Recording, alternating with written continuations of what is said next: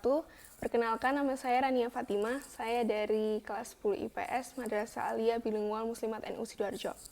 Pada kesempatan kali ini, saya akan melakukan kegiatan wawancara dengan Ketua RT 30 Perumahan Pondok Mutiara Sidoarjo terkait dengan pandemi COVID-19 dan pencegahan yang dilakukan.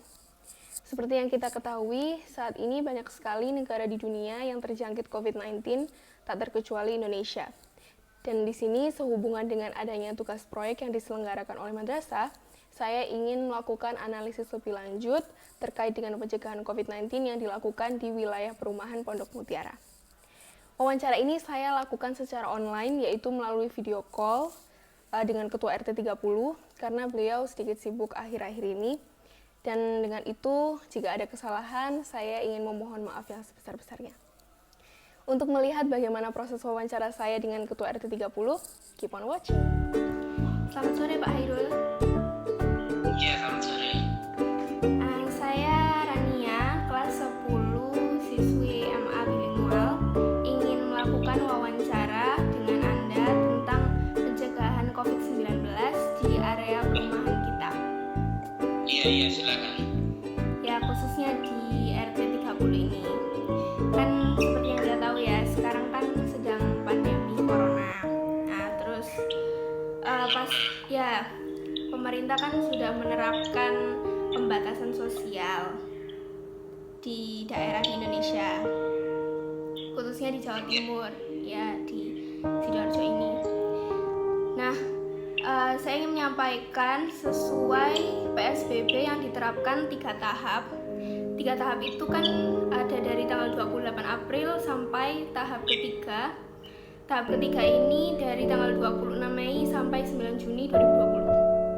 Iya. Nah, saya ingin menanyakan bagaimana manfaat yang dirasakan masyarakat dari hasil PSBB yang sudah diterapkan sampai 3 tahap tersebut. Ya, kalau secara umum sih PSBB bukan menyulitkan. Ya. Bebas. Tapi ya bagaimanapun untuk salah satunya diantaranya ya memperketat daerah-daerah di lingkungan perumahan yang biasanya itu orang bebas keluar masuk, itu menjadi dibatasi. Iya. Jadi umpama ada satu jalan yang mana jalan itu semula dilewati banyak orang, baik warga tempat maupun orang luar. Nah, sekarang jalan itu ditutup hanya untuk satu pintu dan dikhususkan penghuni. Jadi kacau. Terus langkah lain-lainnya, langkah pencegahan misalnya dilakukan penyemprotan disinfektan. Disinfektan. Ya itu. Jadi PSBB ini sebenarnya malah menyulitkan ya?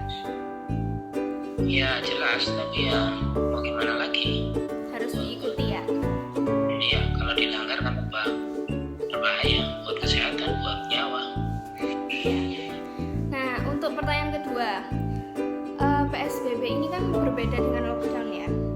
Nah, jadi masyarakat itu masih boleh keluar, terus masih bisa bekerja dan masih bisa berinteraksi sama orang lain, asalkan mereka mengikuti protokol kesehatan seperti memakai masker dan tetap berjaga jarak. Nah, pelaksanaan PSBB yang sudah diterapkan di daerah ini, khususnya di area perumahan kita ini, apakah ada protokol khusus yang ditambahkan di dalam pelaksanaannya di area perumahan kita? Enggak ya, semua karena protokol itu aja saya rasa sudah cukup. Misalnya menganjurkan setiap warga untuk sering-sering mencuci tangan, menutup hidung, mulut ya, dan mulut, kemudian berinteraksi seminimal mungkin dengan orang lain. Terus ya itu, nggak ada lagi yang tambahnya, nanti ditambah-tambah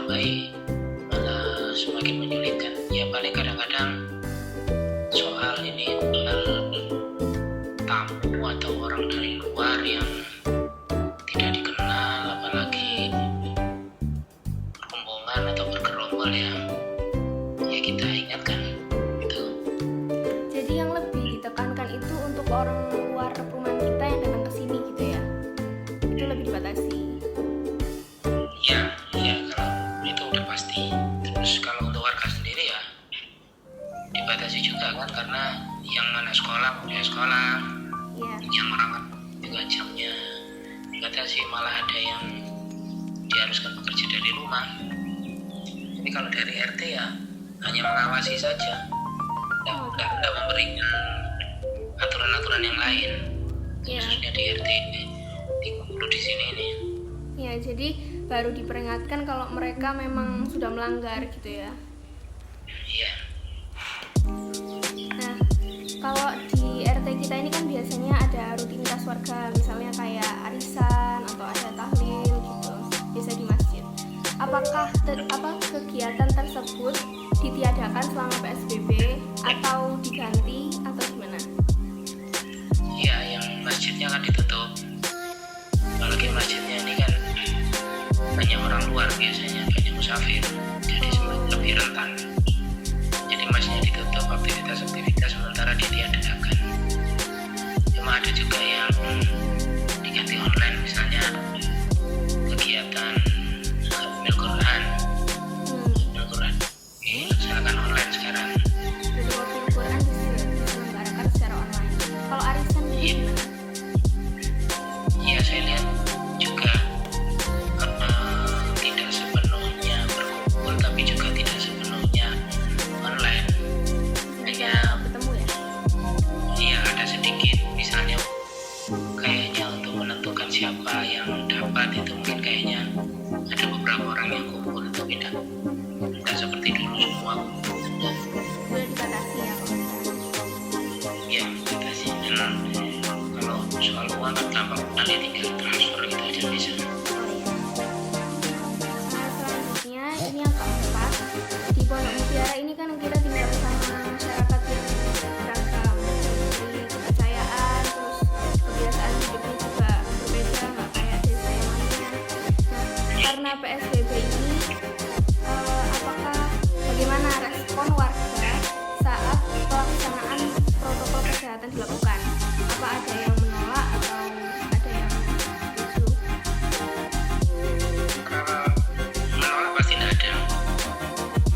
Kalau partisipasi itu tergantung kebiasaannya.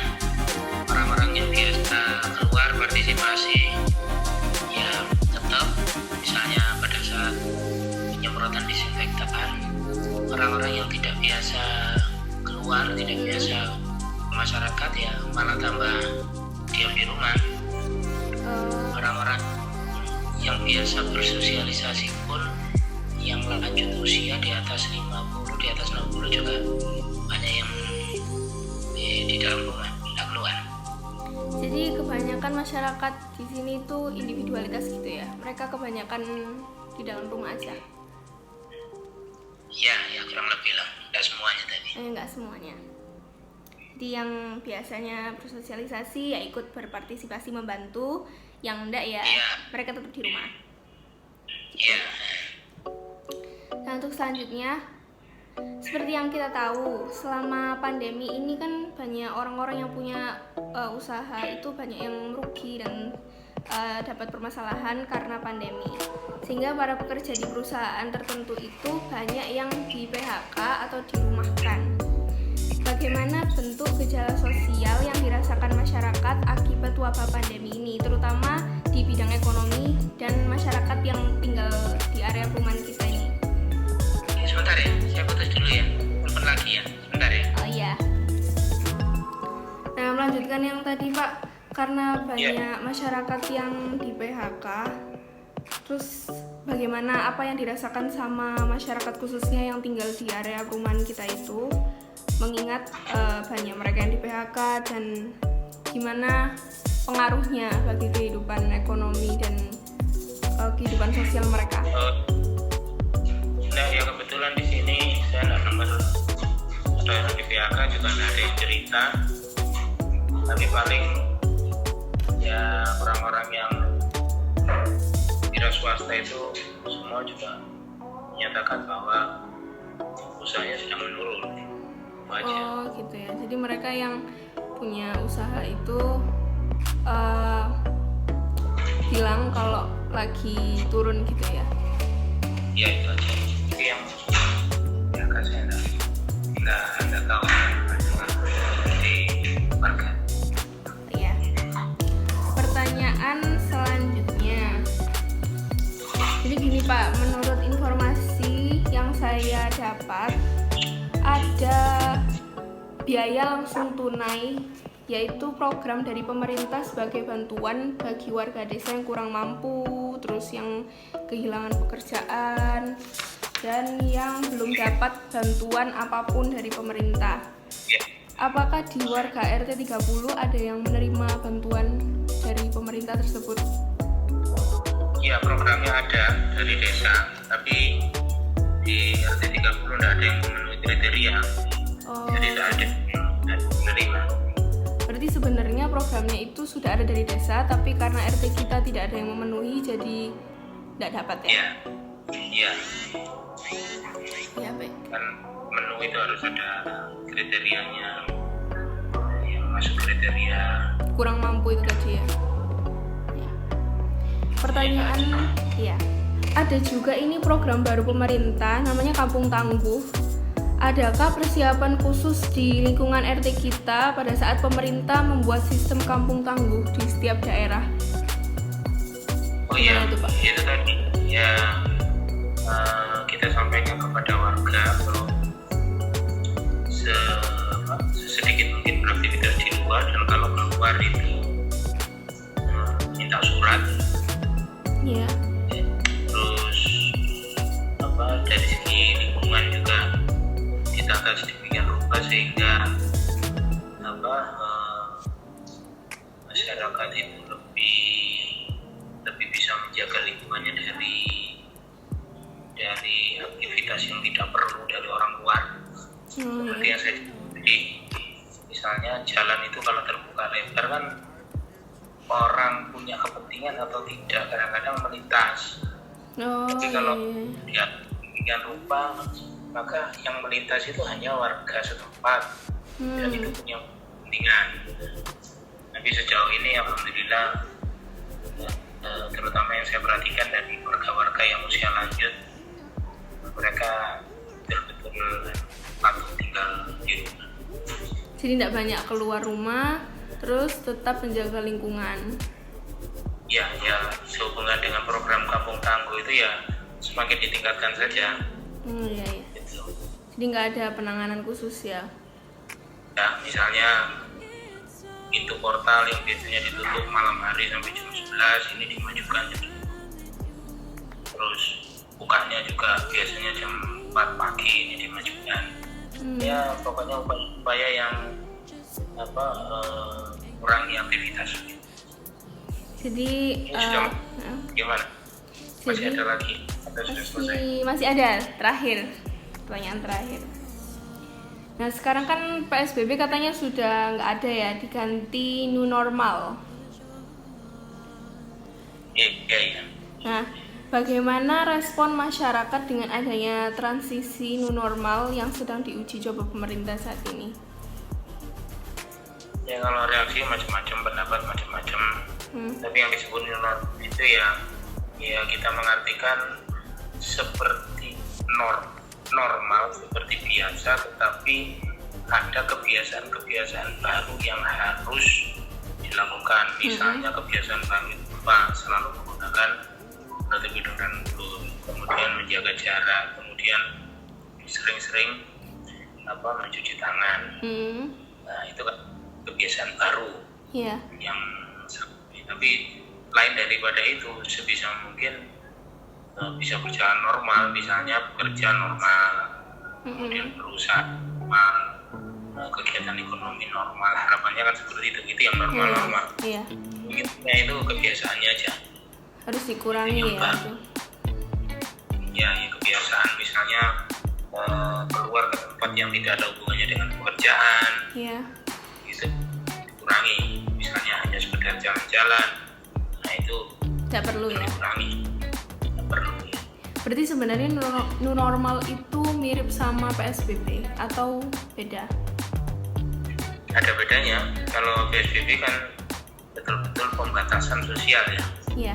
Betul dibatasi. Kalau sekarang pembatasannya berkurang, jam kerja bisa lebih panjang, tempat-tempat toko-toko itu boleh buka lebih panjang, yang semula tidak boleh buka sekarang boleh. Tetapi ditambahkan sesuatu yang baru, yang new itu, yaitu protokolnya. Jadi harus pakai masker kemana-mana gitu ya, harus tetap jaga jarak. Nah itu sesegera mungkin setelah urusan selesai pulang, itu new-nya di situ. Oh iya. Kalau gitu ya. Terima kasih banyak ya Pak Hairul sudah menyempatkan waktu untuk wawancara dengan saya. Iya. Terima kasih. Selamat sore. Assalamualaikum. Iya.